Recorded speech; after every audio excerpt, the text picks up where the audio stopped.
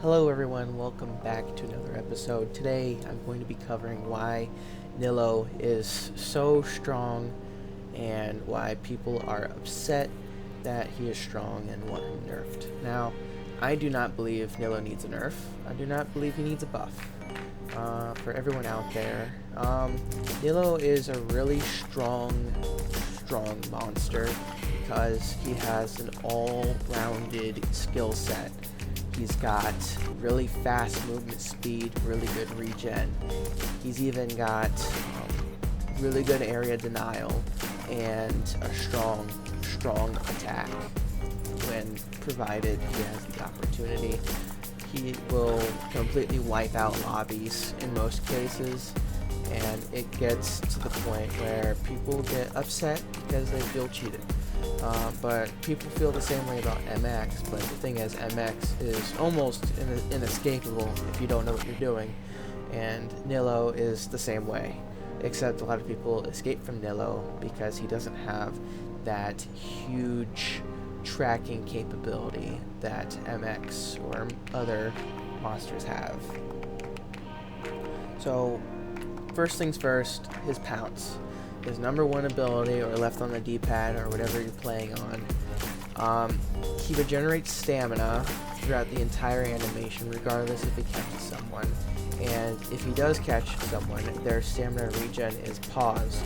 So let's say they're running, you catch them with the grab. Their stamina didn't regenerate while they're getting chomped on, but yours is. And so now you have the stamina advantage. So the pounce is a really strong ability, especially in chase, if you manage to land it. And I gotta tell you, it's almost impossible to land it on good survivors because they know to maintain a very long distance away from you, but still close enough for your stamina drain to still factor in. But regardless, the pounce, even used in a straight line, is still really good because of the stamina regen and the distance you get from it. So there's that. And then the radiation puddles, they have really good area denial. I don't know about you guys, but if I step in a radiation puddle, I am looking in all four directions trying to figure out where this guy is coming from, because Nilo gets an aura read on you, so now you can't go hide for the next 10 seconds. And of course, you take 2 hits to go, which is insane. But it's 2 hits plus the radiation damage, and the radiation damage totals to about like 12 damage overall. So the bite does 20 base, and it does double if you're in the radiation. So don't get bit when you have the radiation on you. It's there for 30 whole seconds. And I know that might not seem like a lot to you, but if a match is lasting 3 minutes at least, then if you put a puddle down, it's there for like 1/8 of the round, which is crazy. And I know I'm not doing the math right, but that's still a pretty long time. And you can put these down every like 7 seconds, and it increases the timer by a whole 7 seconds as well. And that timer boost from putting the puddles down, it doesn't make that much of a difference. It kind of just counteracts the placing time of the puddle. So there's that. But where I see the puddles usage a lot more, especially if I'm having a hard time finding survivors, is whenever I'm just running around the map looking for people. I'll place them down at these different joints that connect to other corridors, just kind of narrow down where the survivors can run to, because it is just that good.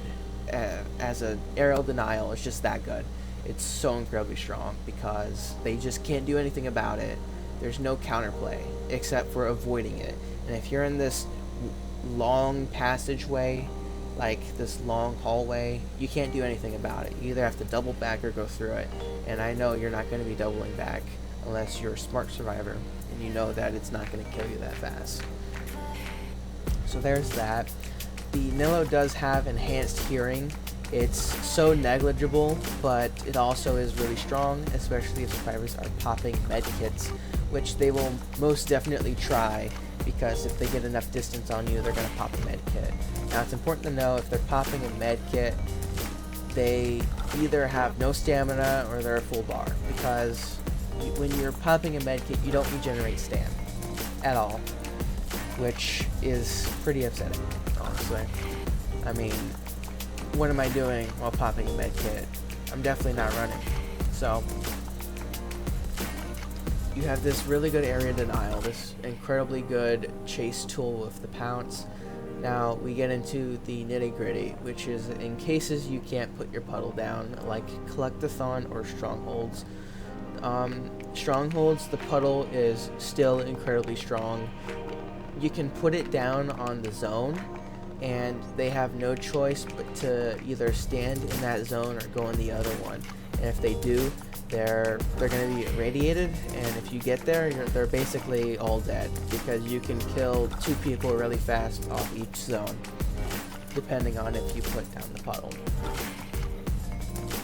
Now, Collectathon, in Collectathon, your stamina gets an extra, I think it's either 10 or 15 points. That's a huge amount, especially with Nilo's speed and stamina regen. You're going to be able to chase people down without the puddle incredibly well. And the pounce still regenerates stamina at the same pace. So it is incredibly good, even if you run out of stam, that those people are probably going to be dead by the time you get there. So there's that. Now I think I covered most of everything of why people think Nilo needs to be nerfed or balanced. Now, I am aware that there is an update coming out pretty soon. I don't expect it to come out right after I post this video, but if it does, I'll make another one on the balance changes that Nilo had gotten.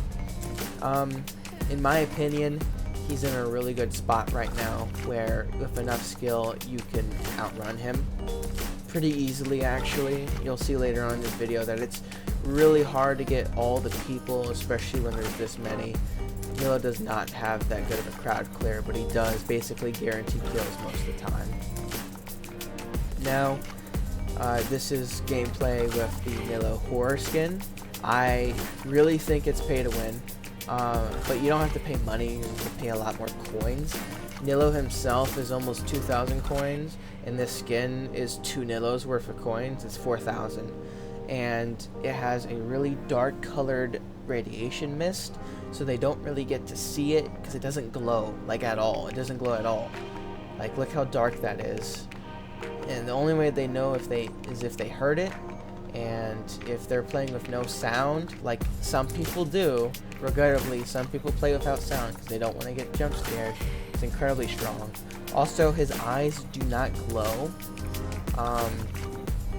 So there's that. So I think it's incredibly pay to win. And it also is a really good looking skin. The spikes on the back are like bone protruding out, and there's like little blood splatters along the spine if you get a good aerial view. Incredibly well designed. I really wish I got the Kamakura skin, but it has been cancelled due to the outstanding ban wave for the Godzilla-like games on Roblox right now. Now, I can say without a doubt that Nilo is one of the strongest monsters in the game right now, just due to his purely skill-based, like, playstyle. I mean, there are some monsters in the game that are just underwhelming because their skill set aren't very broad. They're very narrow. Like, let's say Aoni. Aoni has a pretty decent skill set, but on maps where there's a lot of ground to cover, he's incredibly weak, because if you see someone running at you, it's probably Aoni. I mean, that's pretty basic knowledge. And on large maps like the Strongholds, he's incredibly slow. And so is Springtrap. Springtrap is incredibly slow. So they don't have that natural ability to wander around the map very fast. Oops.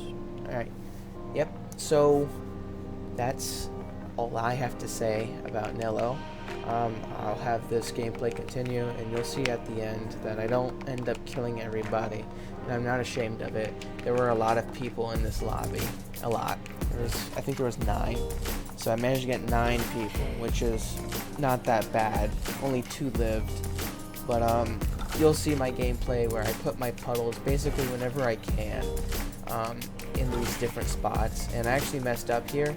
I didn't put the puddle far enough to the door on that doorway there, so that person was able to escape. And you should really just try to corner survivors. Incredibly good cornering potential. I mean, it's almost like weird yellow spiraling thing where the gobble balls are just decimating full lobbies when they're in this closed corridor, but is much faster. Anyway, enjoy the gameplay, and I'm gonna turn up the music so you guys like the video.